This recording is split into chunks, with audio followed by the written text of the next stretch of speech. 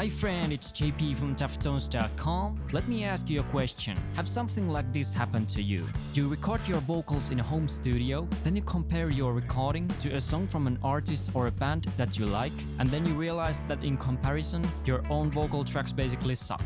They sound weak, thin and powerless, nowhere near the feeling, the power, the quality that you heard in your reference song. You start to feel desperate and depressed and think things like, my recording space isn't meant for this, my mics and my preamps are not good enough, what am I even doing? Your motivation starts to drop because you can't get the sound and the feeling that you're after. It's not even in the same ballpark than in the professional made reference song. And I don't mean this like you want to sound exactly like the singer, but you're looking for the same kind of professional sound and feel. Well, for sure this has happened to me. When you think that you sing well and your performance is energetic, it doesn't quite transmit to the recorded tracks. And you start to question everything from audio interface to mic to the space you're recording in and the recording technique that you're using. But funnily enough, those things are actually usually fine, especially if you follow my 5 tips from the last video. But the problem or the reason behind all this is that you're comparing your unmixed raw vocal tracks to a produced, mixed and mastered final product. Of course it can't be the same, but luckily there are some things that we can do to make our vocal tracks sound closer to professional tracks already in the recording phase. So your home studio vocals might sound something like this.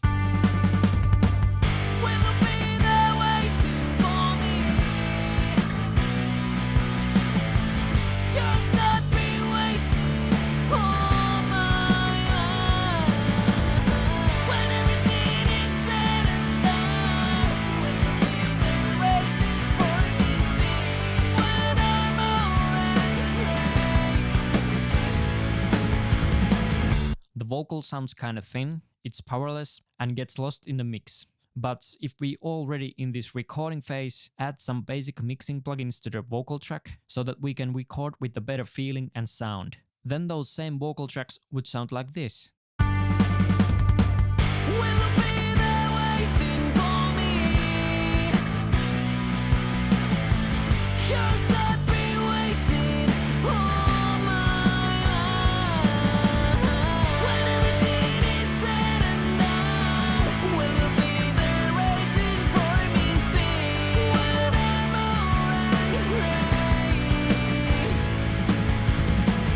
So much better and exactly the same tracks. On top of this, if we enhance our vocal production or arrangement, add some backing vocals, suddenly our home studio vocals start to sound quite good.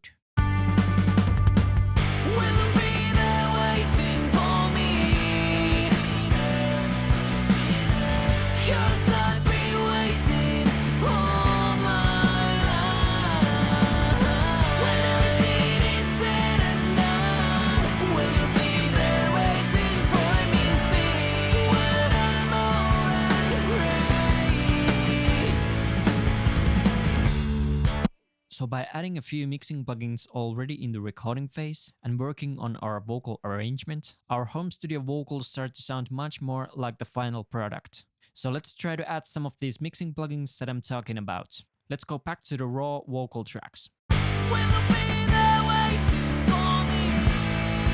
Usually I start with EQ. I try to remove some bad sounding frequencies as well as boosting some highs. You don't need any frequencies below 100 Hz. Alright, and then let's add some brightness.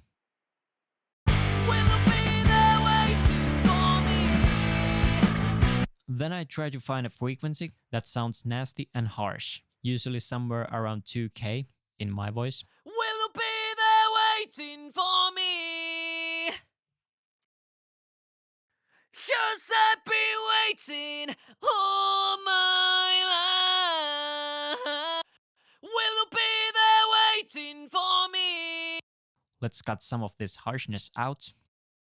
Will you be there waiting for me? Because of the room or my voice or the mic, it still sounds a bit honky. Will you be there waiting for me? So I try to find the honkiness and cut it out. 'Cause I've been waiting all my life. I bypass the EQ to hear the difference. Will you be there waiting for me?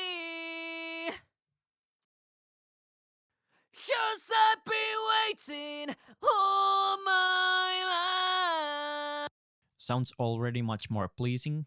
Let's grab a compressor. Especially in music like rock and metal, the vocals are compressed pretty hard. I want to use fast release and slow to medium attack. The slower to attack, the more there's energy, because we let all the transients come through. You can spot that especially in the consonants. In this compressor, the 7 is fast and 1 is slow, and input works as a threshold.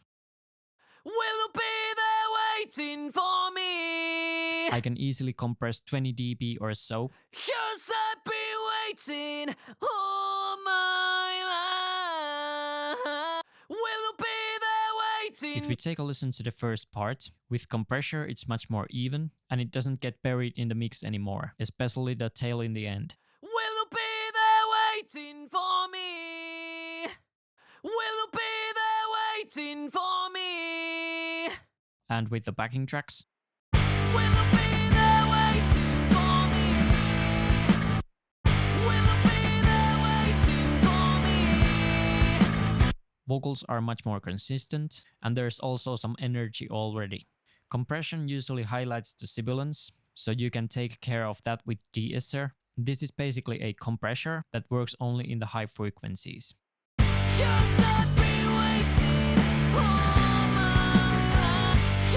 Changing the white setting.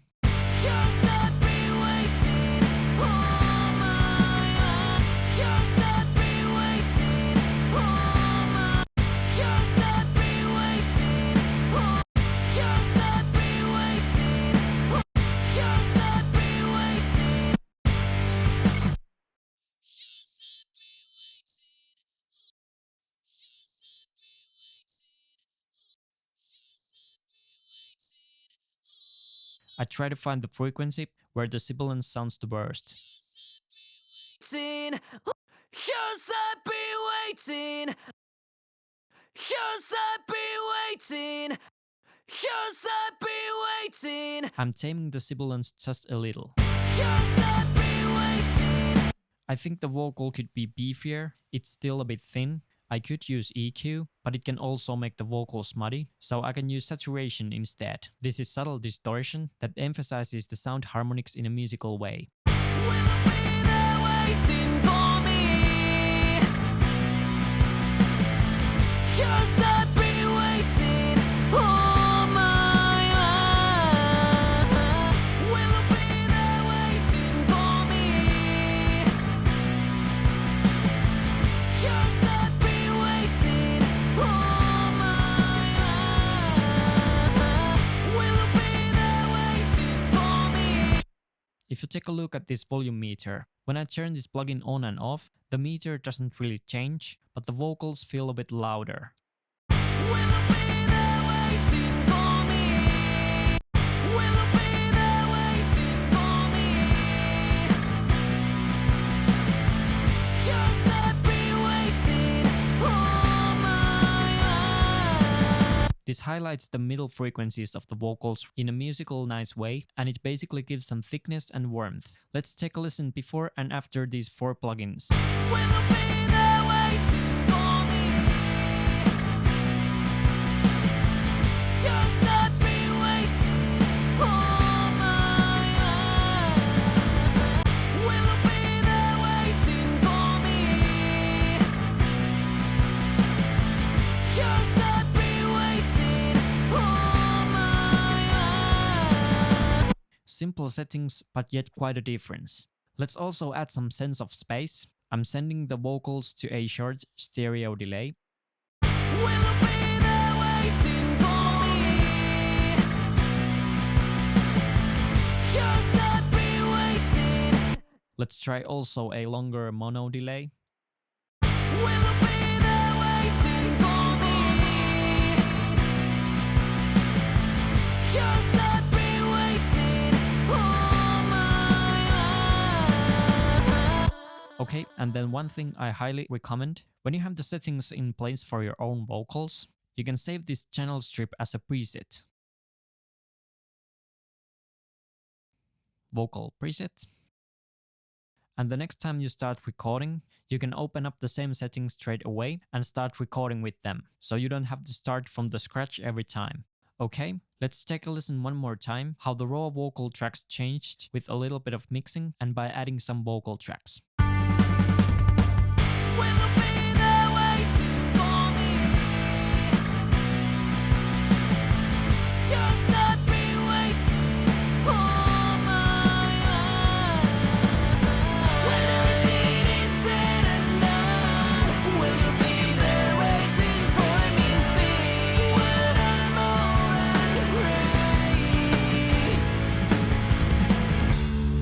And remember, these settings doesn't have to be the final ones. You can always tweak and change them or take them away completely. Or you can use them as a starting point when you start to mix the song.